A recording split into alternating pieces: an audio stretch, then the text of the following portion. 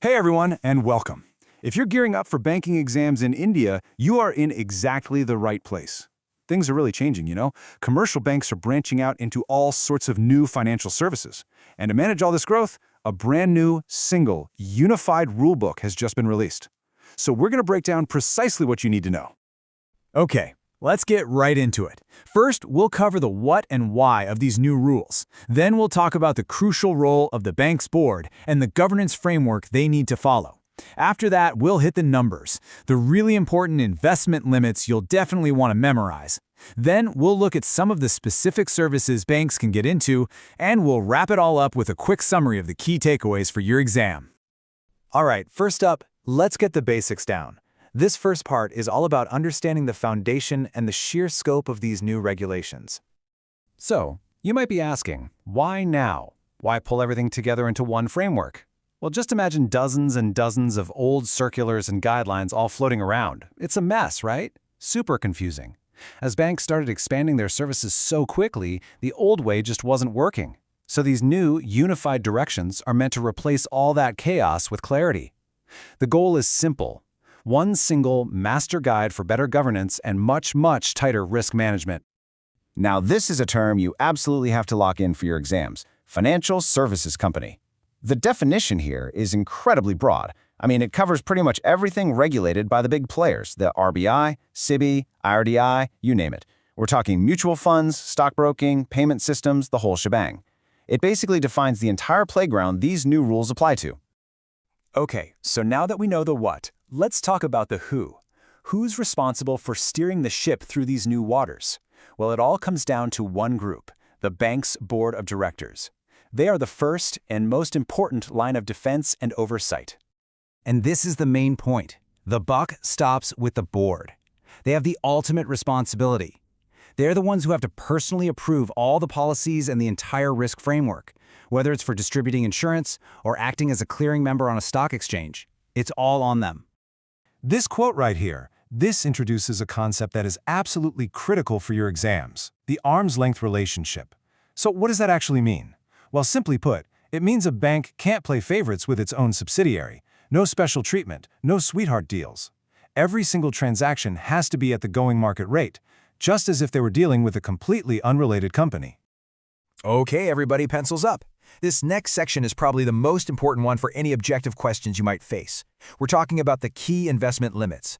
You're absolutely going to want to remember these specific numbers. First up, the single entity limit. So, what's the first number to remember? 10%. A bank's investment in any single subsidiary or any single financial services company cannot go over 10% of its own paid-up share capital and reserves. Got it? 10%. Now, that same 10% rule pops up again, but with a little twist. This is for when a bank invests in a company that's not in financial services, say a tech startup.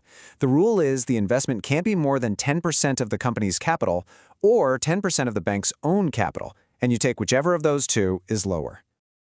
And here is the big one, the overall cap. See, a bank can't just keep investing 10% here and 10% there indefinitely. There's a total limit. The grand total of all these investments across all subsidiaries and other companies cannot go over 20% of the bank's paid-up capital and reserves. This slide pulls it all together nicely for you, perfect for a quick screenshot. And if you want a super simple way to remember this for the exam, just think of it as the 10-10-20 rule.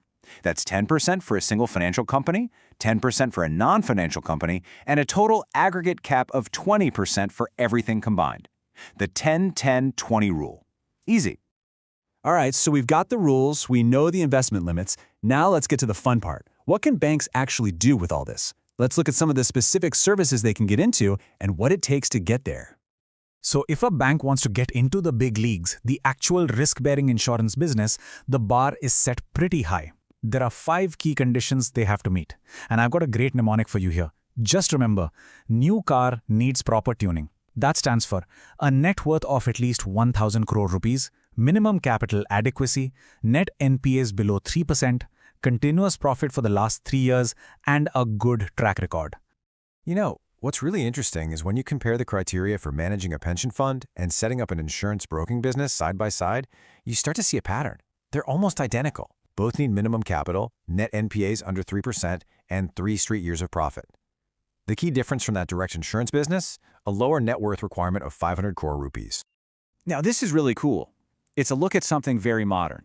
How a bank's branch in Gift City can get in on the action at the India International Bullion Exchange, or IIBX. For your exams, just remember this clear, 4-step pathway. It all starts with board approval. Then they apply to the RBI for a no objection certificate, an NOC. Then they actually get that NOC. And finally, they have to ensure they're always in compliance. Simple as that. Okay, deep breath. We're on the home stretch. Let's pull everything we've talked about together into a rapid-fire summary. This is perfect for your last-minute revision. First up, the fundamentals. Who do these rules apply to? Remember, it's all commercial banks, but there are some important exceptions, like small finance banks and payment banks. And please, don't forget the two most crucial concepts: the super broad definition of a financial services company and that vital governance rule about maintaining an arm's-length relationship. Next, the numbers. These are absolute gold for your exam questions. You have got to lock these in. Remember our 10-10-20 rule for general investments? And then for those alternative investment funds, or AIFs, it's a similar idea, the 10-20 rule. A single bank can put in a maximum of 10% of the AIF's total fund, and the total from all regulated players is capped at 20%. And finally, let's quickly recap those eligibility thresholds. Again, look for the pattern here. It'll make it so much easier to remember.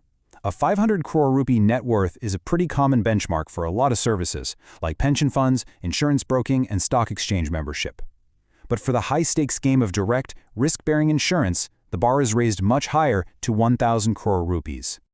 So when you step back and look at the big picture, what does all this mean? Well, these new rules are basically the blueprint for banks to become these massive, one-stop financial supermarkets. The real question, looking forward, is how this new framework will manage to strike that delicate balance between encouraging innovation and, at the same time, protecting the fundamental stability of India's entire banking sector. That's it for this breakdown. All the best with your exams.